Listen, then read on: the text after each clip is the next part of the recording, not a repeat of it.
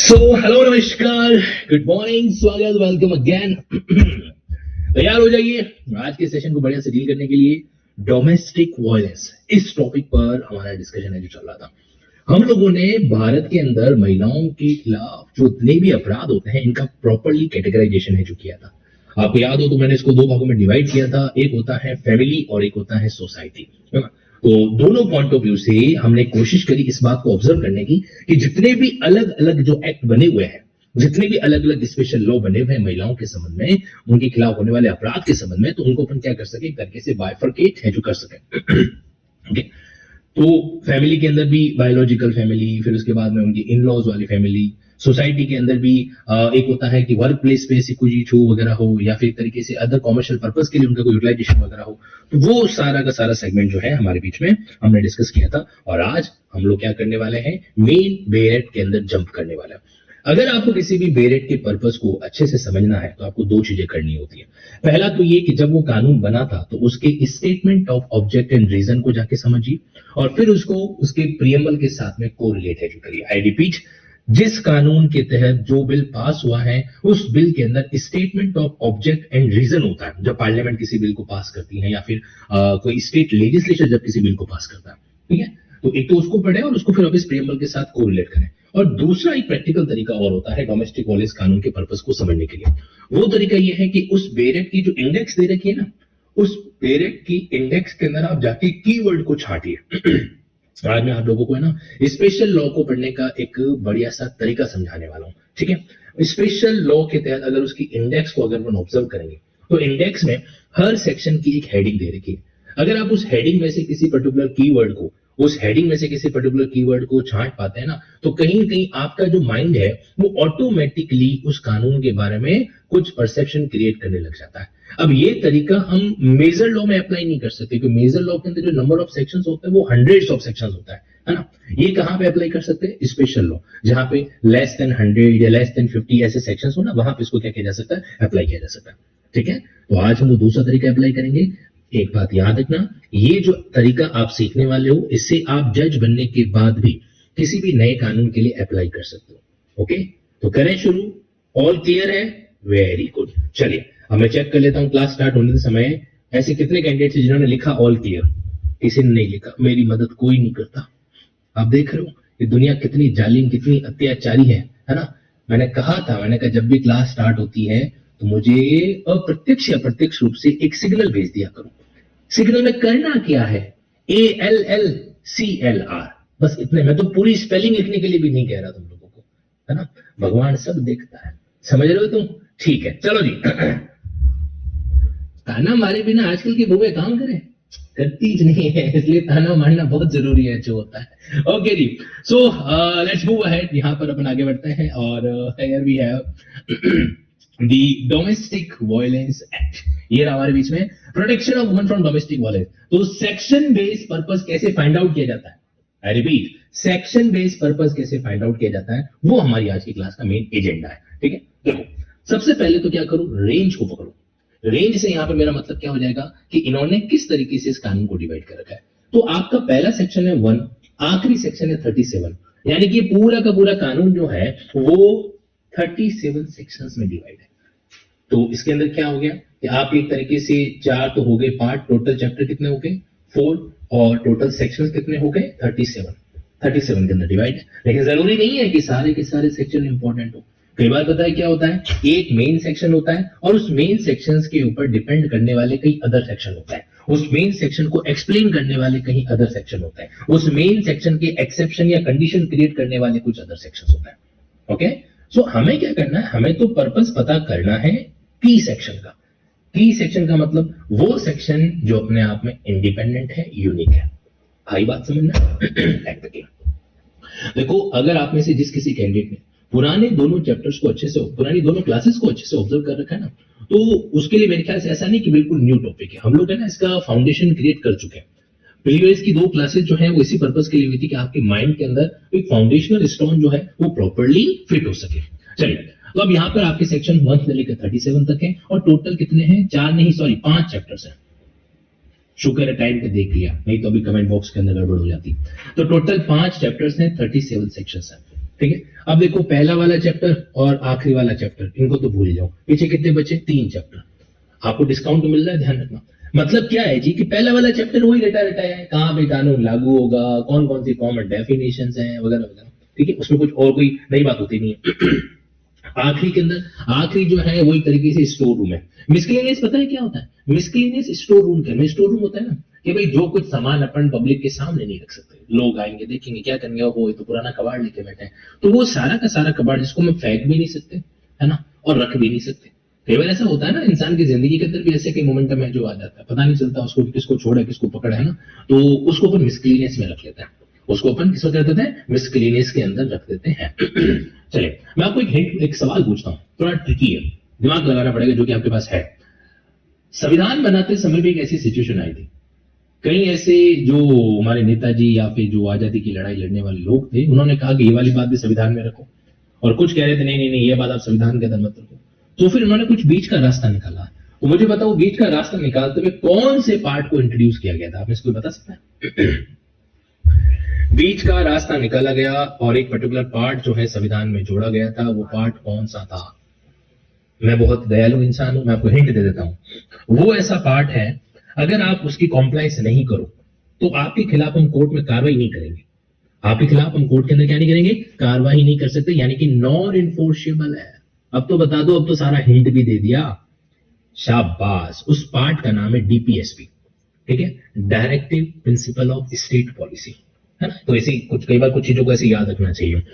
Article 36 से लेकर 51 तक है। कहां से कहां तक? 36 से लेकर 51 तक है, ठीक। नाउ सी, अब यहां पर हमारे पास में जो अगला पार्ट है उसको डील करते हैं। तो बेसिकली क्या हो रहा है आपके बीच में? तो ये आपका चैप्टर नंबर 1 और ये चैप्टर नंबर 5।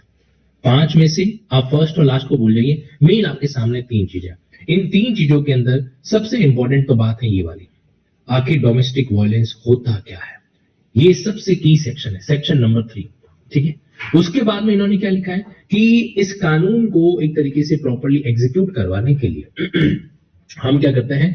प्रोटेक्शन ऑफिसर हो गया, सर्विस प्रोवाइडर हो गया, ऐसे कुछ व्यक्ति और संस्थानों को अपॉइंट करते हैं, एस्टैब्लिश करते हैं, ठीक है। तो ये जो व्यक्ति होता है जिसको अपन क्या बोलते हैं? पीओ कहा जाता है या एसपी कहा जाता है वगैरह वगैरह। तो इनके क्या पावर्स होती हैं, क्या क्या ड्यूटीज होती है? जिन व्यक्तियों को इस कानून को, इस एक्ट को इंप्लीमेंट कराने के लिए, एग्जीक्यूट करवाने के लिए रखा जाता है, तो उनके पास क्या पावर है और क्या ड्यूटी है। और तीसरा, इस कानून के तहत जितने भी रिलीफ है, पहली बात तो वो रिलीफ कौन कौन से हैं, दूसरी बात उस रिलीफ को ऑब्टेन करने की प्रोसीजर क्या है। ये चीज वहां पर आती है, ठीक है। तो आप जरा इस रेंज को पढ़ने के बाद में क्या 2-3 लाइनें लिख सकते हो? अगर सपोज करो मेंस के अंदर एक सवाल आ गया, सवाल ये है कि explain the purpose of domestic violence law, explain the purpose of domestic violence law. तो ये जो हमने 4 बातें पढ़ी है, अभी तक हम अंदर तो गए भी नहीं है, ठीक है। तो क्या सिर्फ इन 4 बातों के आधार पे आप 4 लाइनें लिख सकते हो? शाबाश। मुझे लग रहा है कि आप में से कई कैंडिडेट चीख चीख चिल्ला चिल्ला के कह रहे हैं कि सर हमारी मेन से आंसर राइटिंग की प्रैक्टिस करा दो। अभी करवा देता हूं, चलो जी। तो मैं एक सवाल टाइप कर रहा हूं जिसका आंसर आप लोगों को लिखना है, ठीक है। और ये आंसर आपको 4 लाइनों में लिखना है। 4 लाइनों का मतलब होता है 30 शब्द, 30 वर्ड्स में लिखना है, ओके। क्वेश्चन आपका ये है कि what is the purpose of domestic violence act 2005। आपका समय शुरू होता है अभी। मुझे फटाफट बताइए, इसका आंसर नोट डाउन करिए। ऑनलाइन की दुनिया के अंदर भी मैं आपको बताना चाहता हूं कि आपके मोबाइल के कैमरे के जरिए, आपके लैपटॉप के जो साथ साथ में आपने वो कैमरा लगा रखा है वेब कैम, उसके जरिए, या फिर आपने कंप्यूटर लगा रखा है तो वेब कैम, तो मैं बिल्कुल देख रहा हूं। शुरू हो जाइए, 3-4 लाइनें फटाफट लिखिए। What is the purpose of domestic violence. आपकी आंखों के सामने आंसर है, लेकिन आपको लिखना आपको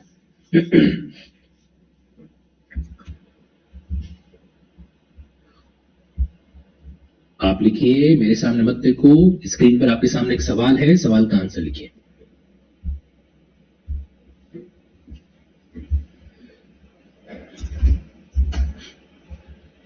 फिर मैं लिखना शुरू करता हूं।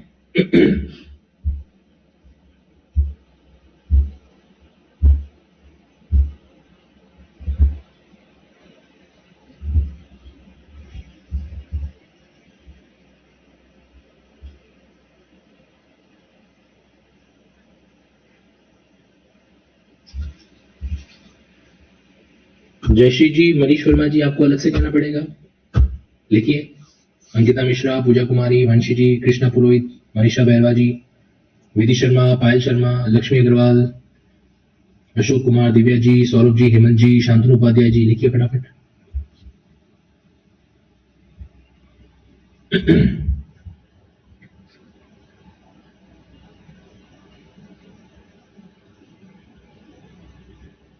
चलिए, now let me write.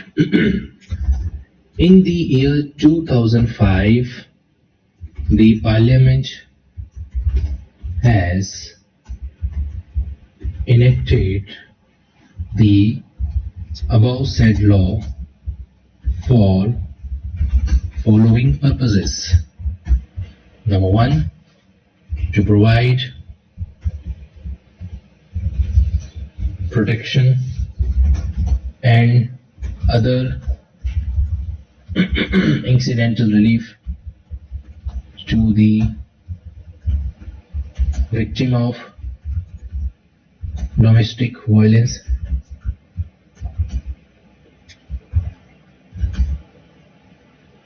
to enumerate the powers and duties of concerning officers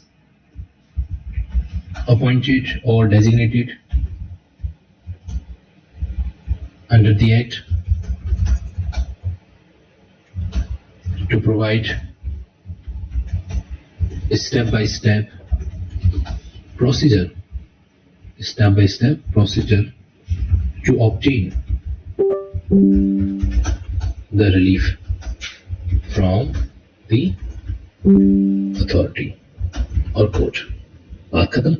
अब देखो, ये जो मैंने आंसर लिया, जो सामने आपकी रेंज के टाइटल है उन्हीं में से लिया है, ये सुनो, है ना? मतलब कि वी नीड टू ऑब्जर्व कि जो हमारे पास में जो चीजें हैं, बस वही पॉइंट हमारे लिए क्या करती है, मायने है जो रखती है, और उसी चीज को हमें क्या करना होता है, दिमाग के अंदर सेट है जो करके रखना होता है। और वही एस्पेक्ट बड़ा रिलेवेंट भी है जो होता है कि आप किस तरीके से किसी चीज को डील है जो कर पा रहे हो। सो आप लोगों से मेरा इतना ही कहना है कि आप भी जब आंसर राइटिंग करते हो तो ये हमेशा देखा करो कि वो चीज हम कहां से क्या कर सकते हैं, ऑब्टेन है जो कर सकते हैं। तो जो रेंज थी उसके अकॉर्डिंग हमने क्या कर दिया, हमारे आंसर है जो फाइंड आउट कर दिया। क्या ये किया जा सकता है, यस और नो? बिल्कुल कर सकते हैं, ऐसा कुछ भी नहीं है कि ये कोई ना वाली चीज हो। आप लोगों को भी बस ये बात मैं समझाना चाहता हूँ।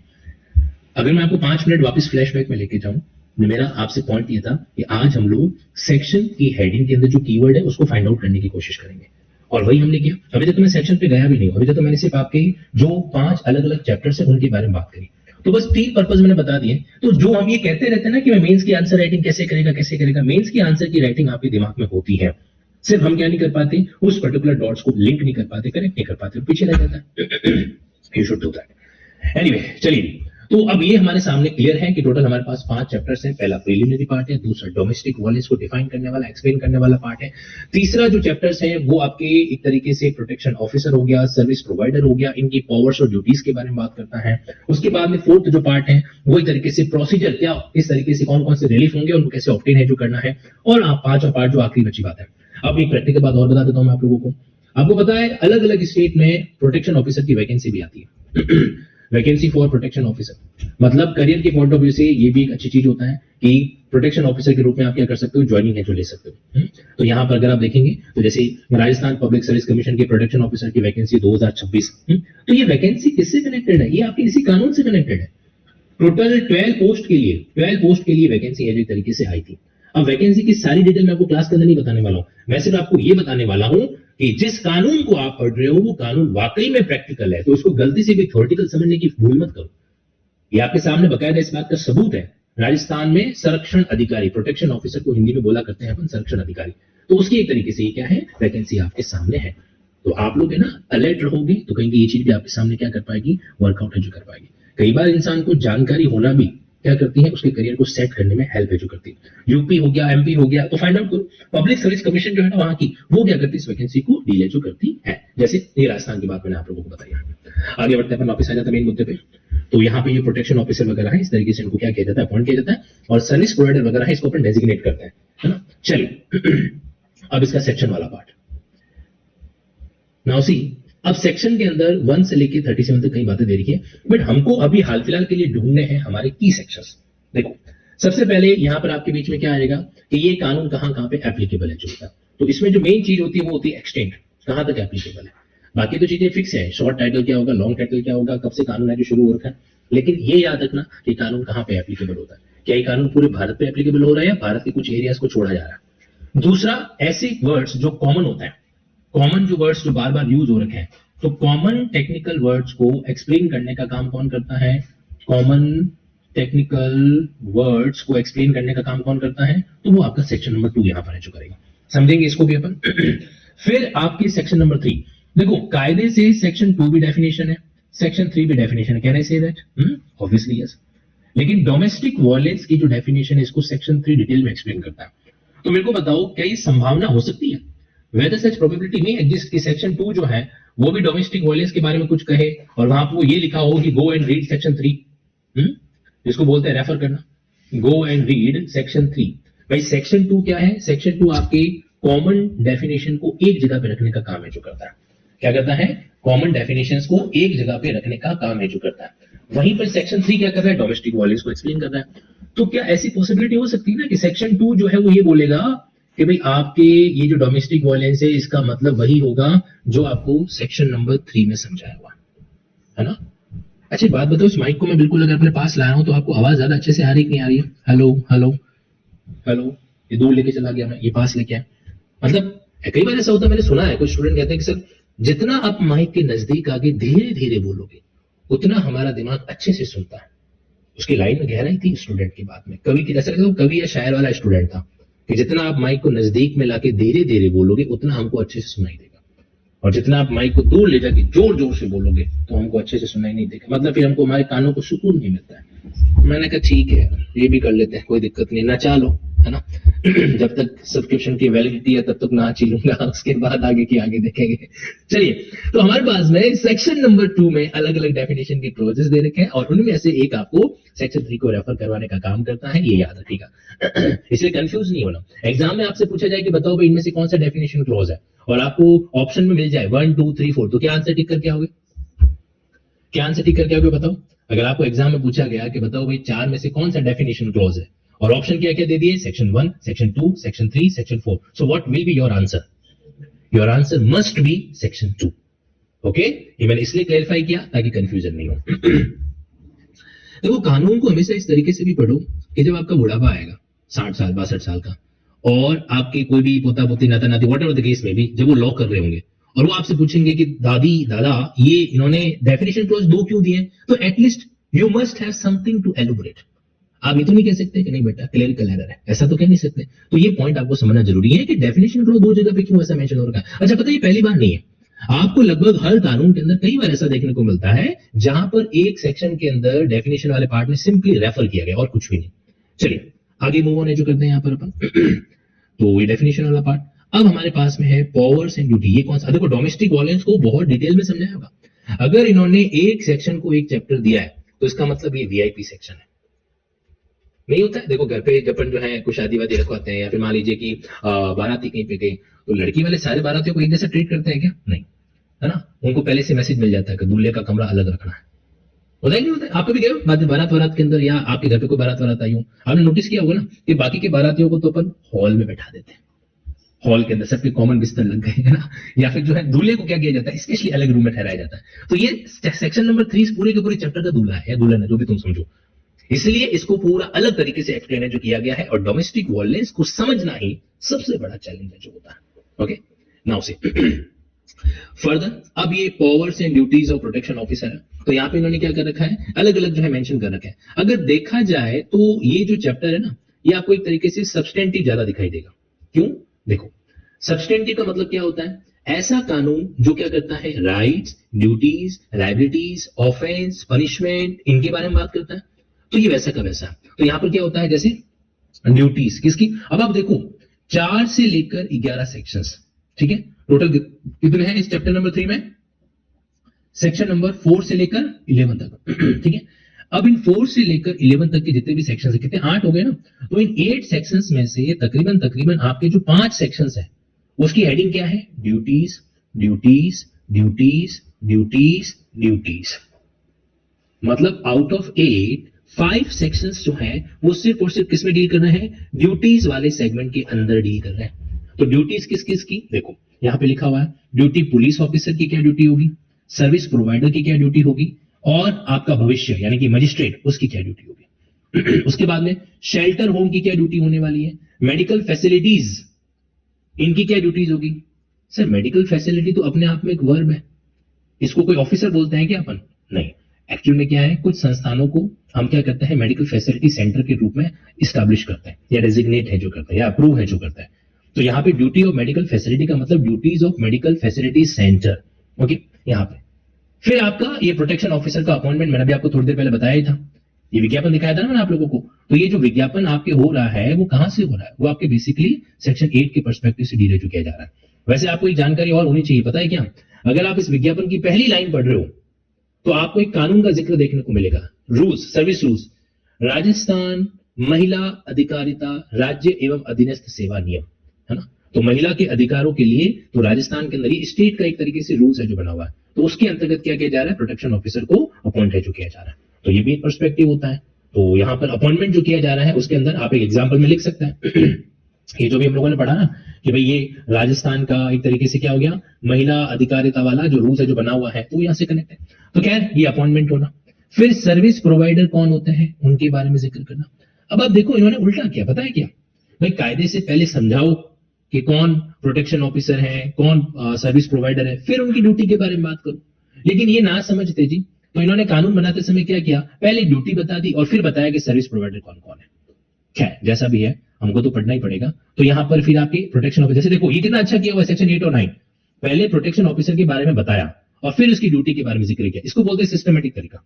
बट यहाँ पे क्या हो गया, यहाँ पे उल्टा हो गया, पहले ड्यूटी के बारे में बात कर दी और फिर नीचे जाके बताया सर्विस प्रोवाइडर है जो कौन होता है। तो आप लोगों को बस एक चीज ध्यान में रखनी है, क्या चीज ध्यान में रखनी है कि कुछ बेसिक चीजों का ऑब्जर्वेशन है जो करो। तो यहाँ पर आपके सामने कितने एलिमेंट, कितने लोग आ रहे हैं जो इस मूवी के अंदर काम करेंगे। Number 1 police officer, number 2 service provider, number 3 magistrate, number 4 shelter home, number 5 medical facilities, और नंबर 6 प्रोटेक्शन ऑफिसर, और नंबर 7 गवर्नमेंट, और नंबर 8 जो व्यक्ति खुद परेशान हो रहा है, एग्रीव्ड पर्सन। डोमेस्टिक वायलेंस जिसके खिलाफ किया गया उसको क्या बोलेंगे, डोमिसाइल जो है एग्रीव्ड पर्सन है जो बोला करता है, पीड़ित व्यक्ति आप कह दीजिए।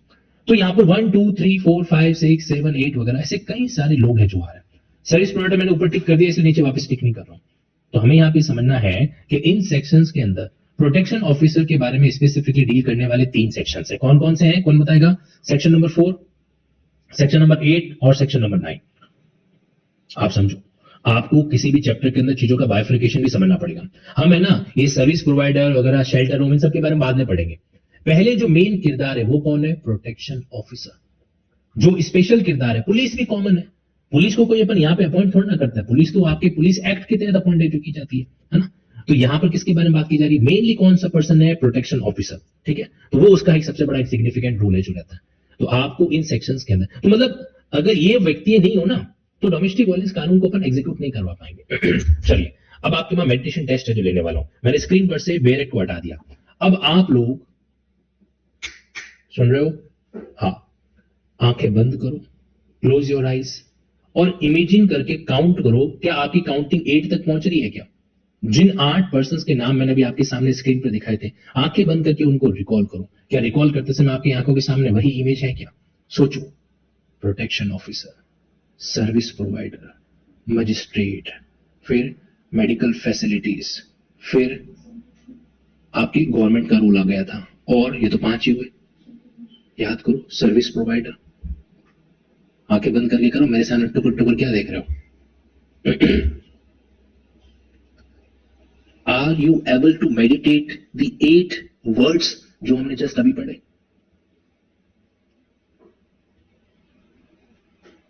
जिनको वर्बली याद नहीं हो रहा है वो लिख लिख के याद करो।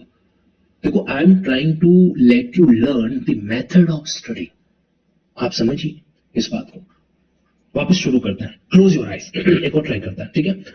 Protection officer, service provider, police, फिर shelter home, medical facilities, magistrate, government, ये भी 7 हुए। एक और मिसिंग है, विक्टिम। लेकिन वर्ड विक्टिम यूज नहीं कर रखा है। जिन लोगों ने वर्ड विक्टिम बोला है, फटाफट सेक्शन 2 में जाओ और सारी डेफिनेशन को देख के मुझे बताओ वहां पे विक्टिम के जैसा दूसरा वर्ड क्या है? वहां पे विक्टिम के जैसा दूसरा शब्द है जो क्या दे रखा है? Aggrieved person. क्या वर्ड यूज हो रखा है? Aggrieved person. तो अपन को डोमेस्टिक वायलेंस में वर्ड विक्टिम यूज करना ही नहीं है। अगर आपने विक्टिम यूज किया तो अलग सेंस हो जाता है। यहां पे विक्टिम की जगह हम क्या वर्ड यूज करेंगे? एग्रीव्ड पर्सन है जो यूज करेंगे। एग्रीव्ड शब्द का मतलब होता है पीड़ित, और विक्टिम का मतलब भी होता है पीड़ित, लेकिन कुछ नाम नया है तो अकॉर्डिंग उसको डील करेंगे। ठीक है, तो वो एस्पेक्ट हमारे लिए बड़ा रिलेवेंट है जो होता है। देखो, आप लोगों के पास अगर रिलेवेंट बेरेक नहीं है तो मेरा आप लोगों से सजेशन है टाइम पे मंगवा दो। देखो, आज अगर युद्ध हो जाए और तुम्हारे पास में हथियार नहीं हो तो तुम्हारी हालत कैसी योद्धा की तरह होगी? वैसे की वैसी हालत उस स्टूडेंट की होती है जिसके पास बेरेक्ट हाथ में नहीं होता। और मैं जो पढ़ा रहा हूँ ये कॉमन बेरेक्ट्स होते हैं। ठीक है, आप बेरेक्ट चाहें तो लिंकिंग की वेबसाइट पे जाके ऑर्डर करके भी मंगवा सकते हैं। जो जो बेरेक्ट आपको चाहिए, मेजर लॉ, कॉमन लॉ, ये तो होना ही चाहिए। आप में से कुछ कैंडिडेट ने पूरा रेगुलर सब्सक्रिप्शन ले रखा होगा तो उसके पास में वो रेगुलर किट भी पहुंचा होगा, है ना। डिस्काउंटेड वाली बात नहीं कर रहा हूं मैं, आपको फुल वाला जो है उसके अंदर। तो अब वो चीज है वो आपके पास होनी चाहिए। ठीक है, नाउ सी तो हम लोग क्या कर रहे थे, हमारे इस डोमेस्टिक वायलेंस कानून में हमने 8 ऐसे व्यक्तियों के नाम रिकॉल कर दिए। एक आखिरी कोशिश करते हैं, ठीक है, फटाफट। इस बार तो पक्का नाम सबका आ ही जाएगा। देखो, आगे खोल के कर लेंगे, कोई दिक्कत नहीं है। पहला एक क्या हो जाएगा? प्रोटेक्शन ऑफिस, जो कि सबसे इंपॉर्टेंट है। सर्विस प्रोवाइडर, ठीक है, और उसके बाद में मेडिकल फैसिलिटीज, उसके बाद में पुलिस, उसके बाद में गवर्नमेंट का रोल जो यहां पर आ जाएगा। कितने हुए? तो 5 हो गए। उसके बाद में एग्रीड पर्सन हो गया। और कौन कौन यहाँ पे छूट रहा है एक तरीके से? हाँ, शेल्टर होम, ये भी सही बात है, शेल्टर होम वगैरह हो गया। एक और पीछे कौन रह गया? वो तुमने बोल दिया, नहीं बोला क्या? मजिस्ट्रेट नहीं बोला होगा। चलो, तो आप है ना इस वीक के अंदर इसको एक बार ऑब्जर्व करने का प्रयास करेंगे। चलिए स्क्रीन पे आ जाओ वापस। तो इनके बारे में कौन डील करता है? इनके बारे में डील करता है ये वाला पार्ट। ठीक है, अब इसमें 5 चीजों के अंदर जो ड्यूटीज है, duty of police, service provider, magistrate, duty of shelter home, duty of medical facility, duty of protection officer, ठीक है, और ड्यूटी ऑफ गवर्नमेंट। मुझे बताओ क्या एग्जाम के अंदर सवाल आ सकता है? Explain the duties of service provider, explain the duties of police officer, explain the duty of medical facility under the domestic violence act. बिल्कुल आ सकता है। तो ये मेंस का सवाल बन रहा है। देखो, और ऐसे मेंस के सवालों के अंदर अपन को सीधे बुलेट पॉइंट्स लिखने होते हैं। कोई ज्यादा लैंग्वेज फ्रेमिंग करने की आवश्यकता नहीं है, सीधा का सीधा as it is bullet point है जो लिखना होता है। ओके, चलिए जी, तो यहां पर आप लिख लीजिए चैप्टर नंबर 3 के अंदर कितनी कैटेगरीज के लोग आ जाएंगे? 8 कैरेक्टर्स, 8 किरदार जो हैं वो क्या करने वाले हैं? इस चीज को डील है जो करने वाले हैं। नाउ मूविंग अहेड, तो यहां पर आपके सामने है, और ये भी याद रखना, प्रोटेक्शन ऑफिसर से जुड़े हुए तो मेनली कितने सेक्शंस हैं? 3 ही है। प्रोटेक्शन ऑफिसर से जुड़े हुए 3 सेक्शन है। सेक्शन 4 में प्रोटेक्शन ऑफिसर को इन्फॉर्म करना, सेक्शन 8 में प्रोटेक्शन ऑफिसर को अपॉइंट करना, और सेक्शन 9 में उसकी ड्यूटी। कई बार ऐसा एग्जाम के अंदर हो चुका है, सीधा सवाल पूछा गया कि which of the following sections deals with the duties of protection officer, which of the following sections deals with the duties of protection officer. हम उस टाइम में सोचते हैं यार ऐसे सेक्शन तुमने याद हो पाएगा, नहीं, उस टाइम नहीं सोचना है, अभी साथ साथ में जो करना है। तो मुझे बताओ, प्रोटेक्शन ऑफिसर को इन्फॉर्म कौन से सेक्शन में करते हैं? 4 के अंदर। उसको अपॉइंट कौन से सेक्शन में करते हैं? 8 के अंदर। उसकी ड्यूटीज कहां पर दे रखी है? 9 के अंदर। तो टोटल 3 सेक्शंस हो गए जो प्रोटेक्शन ऑफिसर जुड़े हुए। आगे भी 2-3 सेक्शन और आएंगे, उनको अपन ऑब्जर्व करेंगे, बट ये हमारा था एक तरीके से कितना हो गया? Chapter number 3। तो अभी तक 3 चैप्टर हुए। चैप्टर नंबर 1 में क्या था? कहां कहां एप्लीकेबल होगा और कहां कहां पे डेफिनेशन है, सेक्शन 1 और 2। चैप्टर नंबर 2 वीआईपी है, जिसमें सिर्फ एक ही सेक्शन दे रखा है और वो डोमेस्टिक वायलेंस को एक्सप्लेन करने का काम करता है। फिर चैप्टर नंबर 3 के अंदर ये जो आपके 8 कैरेक्टर है ना, प्रोटेक्शन ऑफिसर से लेके गवर्नमेंट तक, प्रोटेक्शन ऑफिसर से लेके गवर्नमेंट तक, तो वो पॉइंट यहां पर आ जाएगा। अच्छा देखो, कोशिश करना कि अगर आप नाम याद कर ही रहे तो इनको सीक्वेंस में करो। बात तो एक ही है कि चाहे कैसे भी इसको रीड आउट करें, मतलब कि सबसे पहले क्या आएगा? पीओ, प्रोटेक्शन ऑफिसर, क्योंकि सबसे पहले इसी का जिक्र है जो कर रखा है। ठीक है, उसके बाद में कौन आ जाएगा? पुलिस, उसके बाद में सर्विस प्रोवाइडर, उसके बाद में जुडिशियल मजिस्ट्रेट, उसके बाद में शेल्टर होम, उसके बाद में मेडिकल फैसिलिटीज, उसके बाद में गवर्नमेंट। 8 हो गए? कितने हो गए? हाँ, 8 हुए। और फिर एक जो यहां नहीं दे रखा है, जिसको हमने ऐड कर रखा है, कौन? Agreed person. तो ये देखो, इसका फायदा क्या होगा वो भी समझ लीजिए कि भाई जैसे प्रोटेक्शन ऑफिसर, तो ये सबसे पहले सेक्शन 4 में आ रहा है, और 4 को फिर अपन कनेक्ट कर देंगे 8 और 9 के साथ में। पुलिस का जिक्र सबसे पहले कहां पे हो रहा है? सेक्शन नंबर 5 में हो रहा है। ठीक है, फिर उसके बाद में क्या पुलिस की ड्यूटी यहां दे रखी है? क्या पुलिस की ड्यूटी, बाकी सबकी ड्यूटी के बारे में तो बात हो रहा है, लेकिन अगर आप ध्यान से देखोगे तो पुलिस ऑफिसर और मजिस्ट्रेट की ड्यूटी के बारे में यहां पे जिक्र नहीं कर रखा है। क्यों? क्योंकि इनकी ड्यूटीज के बारे में तो बीएनएसएस बात करता है। आई रिपीट, इनकी ड्यूटीज के बारे में तो मोटा मोटी कौन करता है, बीएनएसएस बात करता है, कोई एक आधी लाइन अलग से मिल जाएगा। लेकिन आप यहाँ पे देखो तो ये वर्ड भी आपके कनेक्ट किससे हो रहा है, ड्यूटीज के बारे में हो रहा है। तो सेक्शन नंबर 5 आपके बेसिकली यहां से कनेक्ट हो रहा है। तो सेक्शन नंबर 5 में तीनों का जिक्र है, 1 2 3। लेकिन ये जो ड्यूटीज है ना ये एडिशनल है, खासकर पुलिस और मजिस्ट्रेट के बारे में बता रहा हूं, क्योंकि पुलिस और मजिस्ट्रेट की जो मेन ड्यूटीज है वो कहां पे दे रखी है, बीएनएसएस में दे रखी है। ठीक है, तो फिर यहां पर ही पॉइंट आ गया। फिर आपकी क्या नाम था इसका, सर्विस प्रोवाइडर। सर्विस प्रोवाइडर के साथ में सेक्शन नंबर 10 को कनेक्ट कर देंगे। ठीक है, जुडिशियल मजिस्ट्रेट के साथ अलग से कुछ कनेक्ट करने की जरूरत नहीं है। शेल्टर होम सेक्शन नंबर 6 के साथ कनेक्ट होगा। मेडिकल फैसिलिटीज सेक्शन नंबर 7 के साथ कनेक्ट होगी, है ना। और फिर आपकी गवर्नमेंट की ड्यूटीज वगैरह के बारे में तो कहां पे लिखा हुआ है, सेक्शन नंबर 11 के अंदर लिखा हुआ है। और ये कहां पे दे रखा है, सेक्शन नंबर 2 में जो दे रखा है। आगे सारे पार्ट तो डील किया जा सकता है जैसा आपको ठीक लगे। ओके चलो भाई, अब आगे मूव ऑन करता है। एक चीज आप लोगों ने नोटिस करी, हमने चैप्टर नंबर 3 को अंदर से नहीं पढ़ा है, फिर भी हमने चैप्टर नंबर 3 को अंदर से नहीं पढ़ा है, फिर भी हमें हल्का हल्का उसके बारे में पता चल गया है, हाँ या ना। Can I say yes? We have not studied the chapter number 3 in depth, even though we have slight understanding about the chapter 3। अगर कोई हमसे पूछे कि भाई चैप्टर 3 के बारे में कुछ दो बातें कहो, तो आखिर दो शब्द को कई बार नहीं होता है, वो एक बड़ा सा मंच होता है और फिर अपन नेताजी को बुलाते हैं कि मैं माननीय सांसद महोदय से निवेदन करूंगा कि वो मंच पे आए और दो शब्द कहें। हालांकि वो दो शब्द नहीं कहते हैं, पूरा 20 मिनट तक खून पी के चले जाते हैं, वो एक अलग बात है। बट ये पॉइंट आप क्या कर सकते हो, यहां से कनेक्ट है जो कर सकते हो, कोरिलेट है जो कर सकते हो। चलिए आगे मूव ऑन करते हैं। अब अगला हमारे पास में क्या है, प्रोसीजर। अगली हमारे केस में क्या है, प्रोसीजर। बट मैं आपको बताना चाहता हूं ये चैप्टर नंबर 5 सिर्फ प्रोसीजर नहीं बताता, ये आपके सामने रिलीफ की बात भी करता। अगर आप चैप्टर नंबर 4 को पढ़ रहे हैं और सीधा आप यहां पे आ गए तो आप बहुत बड़ी गलती कर रहे हो। आपको सेक्शन 12 डायरेक्ट नहीं पढ़ना चाहिए। इनफैक्ट आपको ये 16 सेक्शंस भी डायरेक्ट नहीं पढ़ने चाहिए। आपको क्या पढ़नी चाहिए, पहले ये सेक्शन पढ़नी चाहिए 1 2 3 4 5 6 7। क्यों, ऐसा क्या है, एक्चुअल में दीज आर द रिलीफ। ये क्या है, ये रिलीफ है। Okay, right to reside number 1, तो यहां पे ये एक रिलीफ हो गया। इसका इसका कीवर्ड क्या हो गया, रिजाइड। दूसरा 18 में प्रोटेक्शन, 19 में रेजिडेंस। अब ये भी सोचने वाली बात है, रिजाइड और रेजिडेंस में क्या अंतर है भाई। रिजाइड यानी कि रहना, आवास करना, रेजिडेंस का मतलब आवासीय प्रीमिसेस होना। ये भी हम लोग समझेंगे, ये भी बड़ा इंपॉर्टेंट पार्ट है। एक बार एग्जाम के अंदर इंटरव्यू में पूछ लिया गया, उससे पूछा कि तुम होशियार हो, उसने कहा हाँ मैं होशियार हूं। तो एक बात बताओ, डोमेस्टिक वायलेंस कानून के सेक्शन 17 में लिखा हुआ राइट टू रिजाइड का आपको अधिकार है, और सेक्शन 19 जो है वो रेजिडेंस ऑर्डर पास कर सकता है। तो क्या ऐसा पॉसिबल है कि एग्रीड पर्सन को ये दोनों रिलीफ दिए जाए, सेक्शन 17 वाला रिलीफ भी दिया जाए और सेक्शन 19 वाला रिलीफ भी दिया जाए? अभी तुम लोग हाँ या ना कुछ मत बोलना, क्योंकि अभी तक हम लोग होशियार नहीं है। अभी तक हम इस कानून को पढ़ने के बाद होशियार हो जाएंगे। Though we are very intelligent, but with respect to domestic violence law we need certain days. After few days you will be like कि हाँ अब इसका आंसर हो सकता है। सवाल समझ में आ गया? क्या हम एक ही केस में दो रिलीफ दे सकते हैं क्या? 17 भी दे देंगे, 19 भी दे देंगे, क्योंकि दोनों के अंदर रिजाइड है जो आ रहा है। कंफ्यूजन क्या हो रहा है, कंफ्यूजन। और इतिहास गवाह बिना कंफ्यूजन की सॉल्यूशन का मजा नहीं आता है। ठीक है, अभी के लिए तो आप खाली लिख लो, आए हो तो मतलब चलो लिख ही लो। क्वेश्चन क्या है, whether both relief that is under section under section 17 and 19 can be granted simultaneously। क्या ये दोनों रिलीफ जो है वो एक साथ दिए जा सकते हैं? खबरदार जो अंदर से जाके पढ़ रहे हो, तो देखो तुम लोग बड़े बदमाश हो। मैं सिर्फ इंडेक्स पे बैठा हूं और आप में से कुछ कैंडिडेट जिनके पास बेरेट है वो सेक्शन 17 और 19 को अंदर से जाके पढ़ रहे हैं। तुम्हें क्या लगा मेरे को पता नहीं चलेगा? बिल्कुल दिख रहा है। ऐसे नहीं पढ़ना, गलत। अभी सिर्फ सवाल क्रिएट करो, अभी सिर्फ डाउट क्रिएट करो। अभी तुम कमेंट बॉक्स में हाँ या ना आंसर बोल दोगे, फिर सारी मूवी का क्लाइमेक्स खत्म कर दोगे ना। ठीक है, तो 17 और 19 का रिलीफ एक साथ दिया जा सकता है क्या, ये हमारा एक डाउट है।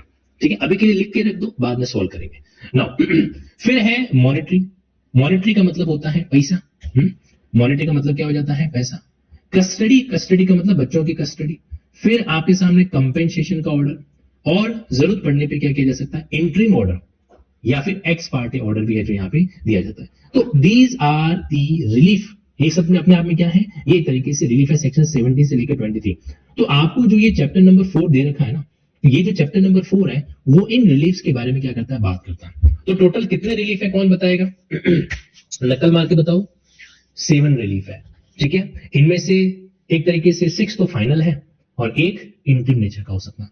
So we have total 7 relief here. ठीक है, तो यहां पर ये बात आपको याद रखनी पड़ेगी कि भाई यहां पे आपके सामने इस तरीके से 7 रिलीफ का पर्सपेक्टिव है जो मेंशन कर रखा है। तो आप एक काम करो, इंडेक्स में लिख लो। मैं वैसे आप में से काफी कैंडिडेट्स को बता चुका हूं कि जब आपकी पढ़ाई पूरी हो जाएगी, जब आप जज बन जाओगे या फिर जब आप संन्यास ले लोगे, दोनों में से एक ही काम करेंगे, या तो जज बनेंगे या फिर संन्यास लेंगे या वकालत करेंगे। तो उस समय अगर आप चाहोगे ना कि आपके बेरेट को कोई व्यक्ति खरीद ले सेकंड हैंड की रेट से, तो मैं आपको विश्वास दिलाना चाहता हूं कि कोई नहीं खरीदेगा, है ना। ये बेरेट की एक सबसे बड़ी समस्या है कि इसको कोई दूसरा व्यक्ति खरीदता नहीं है। ठीक, अगर वो हिंदी, संस्कृत, इंग्लिश ग्रामर, सामाजिक साइंस ऐसी कोई बुकलेट होती तो फिर भी खरीद लेते। अब ध्यान से सुनो, ऐसा है होता है तो उस केस के अंदर आपको क्या करना चाहिए, आप अपने बेरेट को यूज करने वाली वन एंड ओनली जनरेशन हो। ठीक है, इसलिए इसको जितना लाल पीला हो सके करो, इससे आपका इमोशन कनेक्ट होगा आपके बेरेट के प्रति। So we have total 7 relief. कितने रिलीफ है? 7। आज के बाद जब भी पूछोगे डोमेस्टिक वायलेंस में कितने रिलीफ है तो आपका आंसर क्या होना चाहिए? 7। डजंट मैटर कौन सा साइमल्टेनियसली हो सकता है, कौन सा अलग हो सकता है, वो फिर बाद में डिस्कस करते रहेंगे। अभी के लिए बस इतना समझना है। टोटल कैरेक्टर हमारे सामने कितने आए हैं? 8। टोटल कैरेक्टर कितने आए? 8। टोटल रिलीफ कितने हैं? 7। ठीक है, चलो ये याद रखना, लिख लेना 7 रिलीफ। और ऊपर आपने ये तो लिख ही लिया होगा 8 कैरेक्टर। मैंने तो लिख लिया था, आप लोगों ने पता नहीं लिखा कि नहीं लिखा, लिख लेना इसको। तो 8 कैरेक्टर्स और 7 रिलीफ। ठीक है, बहुत नाइंसाफी नहीं। तो यहां पर आपके सामने ये हो गया एक तरीके से सब्सटेंटिव पार्ट। ये क्या हो गया? सब्सटेंटिव पार्ट है जो हो गया। अब जो मैं 2 लाइनें आपको बताने वाला हूं ना, वो एक तरीके से इसका प्रोसीजर है। ये 7 रिलीफ ऑब्टेन करने के लिए आपको जिस प्रोसीजर को फॉलो करना पड़ता है वो प्रोसीजर यहां पे। सबसे पहले एप्लीकेशन लगाओ, उसके बाद सामने वाले को नोटिस सर्व करो, फिर एक काउंसलिंग होती है। काउंसलिंग में जरूरत पड़ने पे अपन वेलफेयर एक्सपर्ट की सहायता लेंगे। तो क्या सेक्शन 15 इंडिपेंडेंट है ना? सेक्शन 15 14 का ही पार्ट है। सेक्शन 15 14 का ही पार्ट है। ओके, चले। फिर 16 प्रोसीडिंग कैमरा के अंदर होगी, बंद कमरे के अंदर जो होगी। तो क्या 16 इंडिपेंडेंट है? नहीं है। 16 भी आपकी जो बेसिक प्रोसेस चलेगी उसके बारे में बात है जो कर रहा है। तो यहां पर आपका हमारे सामने क्या आ रहा है कि भाई चलो पहला स्टेप कौन सा हो गया? पहला स्टेप हो गया कि आप एप्लीकेशन लगाओगे, नंबर 1। दूसरा स्टेप क्या होगा? सामने वाले को नोटिस सर्व करवाएंगे, नंबर 2। नंबर 3 में क्या आ जाएगा? फिर अपन काउंसलिंग है जो करेंगे। अब ये दोनों तो कोई अलग से स्टेप है ही नहीं, ये दोनों तो क्या कर रहे हैं? साइड की बातें बता रहे हैं कि भाई जरूरत पड़ने पर अपन क्या करेंगे? एक कल्याण विशेषज्ञ, कल्याण विशेषज्ञ बोल रहा हूं, कल्याण ज्वेलर्स नहीं बोल रहा हूं। ऐसा नहीं कि तुम अमिताभ बच्चन को पकड़ के लेके आ जाओ, वो उसी कल्याण ज्वेलर्स का ब्रांड एम्बेसडर कौन है? अमिताभ बच्चन ही है ना, पूरी फैमिली है। अमिताभ बच्चन और उसकी वो छुटकी सी भाई, sorry with due respect Jaya Bachchan ji, है ना, डरो उनसे, बड़ी बड़ी खतरनाक है वो, है ना। तो यहां पर आपके सामने क्या आ जाएगा? उस वे के अंदर कल्याण विशेषज्ञ, एक्सपर्ट, वेलफेयर एक्सपर्ट को अपन उसकी सहायता लेंगे और जो प्रक्रिया है उसको बंद कमरे के अंदर करेंगे। क्यों बंद कमरे के अंदर करेंगे? ओपन कमरा क्यों नहीं कर सकते? मतलब ओपन ट्रायल क्यों नहीं कर सकते? परिवार का मामला है, जितना हो सके घर की 4 दीवारी के अंदर मैटर सॉर्ट आउट हो जाए तो ठीक। तो घर की 4 दीवारी नहीं तो कोर्ट की 4 दीवारी के अंदर मैटर को सॉर्ट आउट करेंगे। कितनी अच्छी बात है। या तो घर की 4 दीवारी में मैटर सॉर्ट आउट कर लो, नहीं तो फिर कोर्ट की 4 दीवारी के अंदर सॉर्ट आउट है जो करेंगे, है ना। ये बात यहाँ पर एप्लीकेबल होती है। चलिए, नाउ मूविंग है। तो ये पॉइंट हमारे सामने, ये प्रक्रिया चल रही है, अभी खत्म नहीं हुई। फिर क्या है कि इस सारा ऑब्जर्वेशन करने के बाद में हम इसमें से कोई रिलीफ है जो ग्रांट करता है।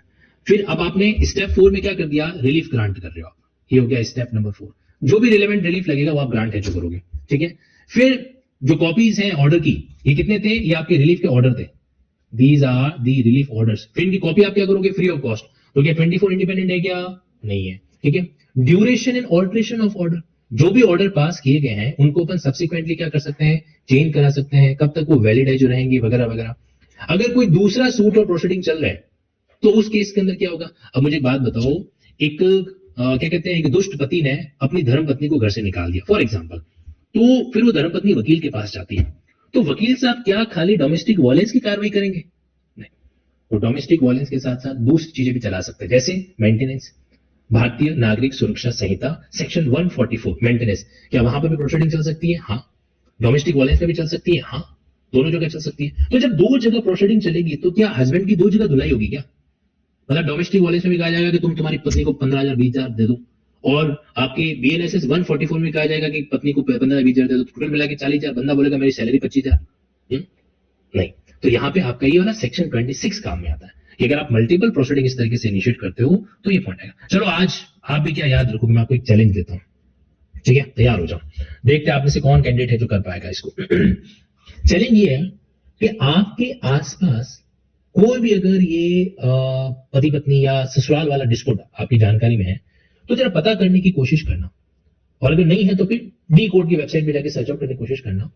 क्या पर्टिकुलर केस के अंदर जो है वकील साहब ने सिर्फ एक केस लगाया है या 3-4 लगा दिए? 3-4 का मतलब, 3-4 का मतलब आपके BNSS 144, domestic violence act, cruelty वाला सेगमेंट है ना, वो वाला पार्ट भी यहां से कनेक्ट हो रहा है, ये आप जरूर देखना। मैं आपको बता रहा हूं 90% केसेस ऐसे हैं जिसमें क्या होता है, जिसमें सिर्फ एक केस की कार्रवाई नहीं चल रही होती है, और एक और फैमिली कोर्ट की कार्रवाई तो अलग तरीके से। जैसे पत्नी अलग रह रही है ना, तो उसने हिंदू मैरिज एक्ट के तहत सेक्शन 9 की एप्लीकेशन लगाई होगी रेस्ट्रिक्शन ऑफ कॉन्जुगल राइट्स को लेकर। तो देखो 4-4, 5-5 कार्रवाई चलना तो बहुत आम बात है। फैमिली कोर्ट का वकील बेचारा अपना भूखा पेट कैसे भरता है, ऐसे भरता है। वो सिर्फ फैमिली कोर्ट की कार्रवाई नहीं है। अगर आपके पास फैमिली कोर्ट का कोई केस आ रहा है तो ये मत सोचो वो एक कोर्ट है, आप चश्मा चेंज करो, 4 केसेस आ रहे हैं। कितने आ रहे हैं? 4 केसेस आ रहे हैं। एक केस में 10-15 हजार लोगे तो 4 केस में 50-60 हजार लोगे, बराबर।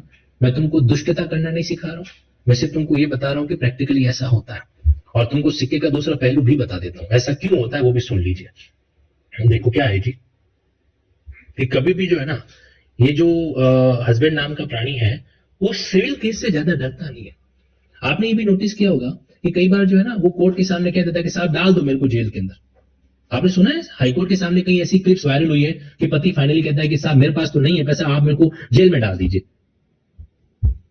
यू कांट बिलीव, उसका वकील उसको पीछे से एक चाबी भर के बोल देता है तो कह देना ऐसा, क्योंकि अब फैमिली प्रोसीडिंग में जज साहब को पता है कि यार अब इसको जेल भेज देंगे तो फिर कोई बात ही नहीं रही, अभी दे ही नहीं रहा है, फिर तो और बहाना मिल गया, मैं तो साहब जेल में बैठा हूं, कहां से मेंटेनेंस लाऊं, मेरी तो वो कमाई भी नहीं है, सो तो सामान्यतः वो कभी भी उसको जेल वेल के अंदर नहीं भेजते, सिविल प्रोसीडिंग में कभी नहीं भेजते, मेंटेनेंस के मामले में नहीं भेजते।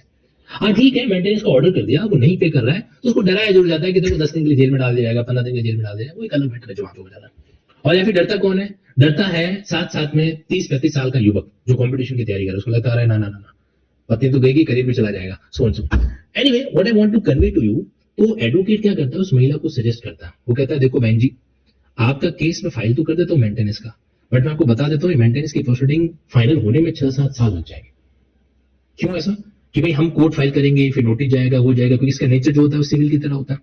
मेरा आपसे एक सजेशन है कि आप इस चीज को केस को डील करना चाहते हो तो आपको तरीका बता रहा हूँ। तरीका ये है कि आप साइमल्टेनियसली जो है ना इसके अंदर क्रूरल्टी का मामला भी फाइल कर दो। तो जब आप क्रूरल्टी का मामला फाइल करोगे तो फिर वो थोड़ा सा जज्बातों में आएगा और आपसे सेटलमेंट करने के लिए बात करेगा। तो आपसे सेटलमेंट करने के लिए बात करेगा तब मैं आपका ऑर्डर करवा दूंगा उस समय कि भैया अमाउंट जो है लमसम वमसम पे करवा दो, और सारी जो प्रक्रिया है वो सबकी सब रद्द हो जाएगी। और हाईकोर्ट ऐसा कई केसेस में करता है। हमारे भारत देश में हर दूसरे तीसरे दिन ऐसे ऑर्डर पास होता है और कोर्ट कहता है कि ये भी हम फाइनल ऑर्डर पास कर रहे हैं, और जितनी भी प्रोसीडिंग हस्बैंड ने वाइफ की या वाइफ ने हस्बैंड के खिलाफ कर रखी है वो सारी जो है निरस्त मानी जाएगी। ऐसा ऑर्डर पास होता है। तो यहाँ पे क्या होता है, basically we need to understand कि for the purpose of settlement जानबूझ के क्या किया जाता है, कुछ क्रिमिनल मामले इंपोज है जो किए जाते हैं ताकि फिर वो आएगा सेटलमेंट करेगा। आपने देखा होगा वो शिल्पा शिंदे वाला केस भी तो ऐसा ही था। वो अंगूरी भाभी नहीं थी, भाभी जी घर में है, तो उस केस के अंदर भी बात ये हो रही है कि उसका पैसा बकाया था, वो आधा वो प्रोड्यूसर दे नहीं रहा था, तो उसने वो केस कर दिया, केस किया तो उसका सेटलमेंट हो गया। अब वो अंगूरी भाभी को वो एडवाइस पीछे किसने दी होगी जरा सोचो। वो is the mind behind such conspiracy, we advocates.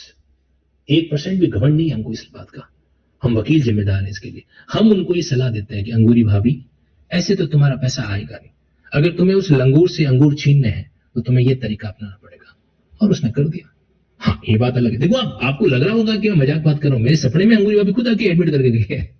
ये ज्यादा हो गया ना। Anyway leave it. So what I want to convey to you कि in order to obtain the settlement as soon as possible we generally pursue the criminal proceeding along with the civil proceedings. और जो आपने section number 26 देखा है वो इसी का एक पार्ट है कि जो अगर कोई दूसरी प्रोसीडिंग है तो उनको भी क्या किया जाता है, ध्यान में रखा जाता है। क्या चलो तो यहाँ पे आपके सामने रिलीफ इन अदर प्रोसीडिंग, फिर जुरिस्डिक्शन है जो किसका होगा, जिन पॉइंट्स पे साइलेंट है वहां पे प्रोसीजर क्या फॉलो करेंगे, अगर आप अपील करना चाहते हो तो किसको अपील करोगे। ये सारी बातें क्या है, ये सारी बातें अपने तरीके से इंसिडेंटल है। क्या इसमें कहीं पर भी कोई प्रोसीजर है क्या? नो। प्रोसीजर कितनी है? प्रोसीजर तो वही है जो आपने यहां पे पढ़ी, 1 2 3 4, नथिंग एल्स। हाँ एक चीज हो सकती है कि पुलिस क्या, मजिस्ट्रेट क्या करता है, जैसे स्टेप 1 है ना, स्टेप 1 के अंदर भी मजिस्ट्रेट जो एक तरीके से डोमेस्टिक इंसिडेंट रिपोर्ट मंगवाता है है ना, घरेलू हिंसा रिपोर्ट जो है वो मंगवाई जाती है, उसके अकॉर्डिंग मजिस्ट्रेट डिसाइड करता है कि आगे कार्रवाई करनी है कि नहीं करनी है। तो इनको अपन समझेंगे। तो ये 4 स्टेप्स की प्रोसीजर है। कितनी प्रोसीजर है, ज्यादा लंबी चौड़ी है नहीं, कितनी, 4 स्टेप्स की प्रोसीजर है। तो लिख लो 4 स्टेप्स प्रोसीजर। आज हम लोगों ने क्या क्या समझा, ये समझा कि टोटल इसमें 8 कैरेक्टर है, ये समझा कि इसमें टोटल 7 रिलीफ है, और ये समझा कि इसमें एक 4 स्टेप्स की प्रोसीजर है। बस यही चीज हमें क्या करनी है, ऑब्जर्व करनी है। फिर ये जो आपका मिसकेलिनियस पार्ट है, कुछ नहीं है जी, छोटा मोटा पार्ट है। ये कहता है कि जो कुछ भी गुड फेथ में किया गया है तो आपके खिलाफ कोई कार्रवाई नहीं होगी, तो गुड फेथ प्रोटेक्शन। ये एक्ट जो है वो किसी भी अन्य कानून को डेरोगेट नहीं करता, मतलब उसको एक तरीके से प्रभावित है जो नेगेटिव वे में नहीं करता।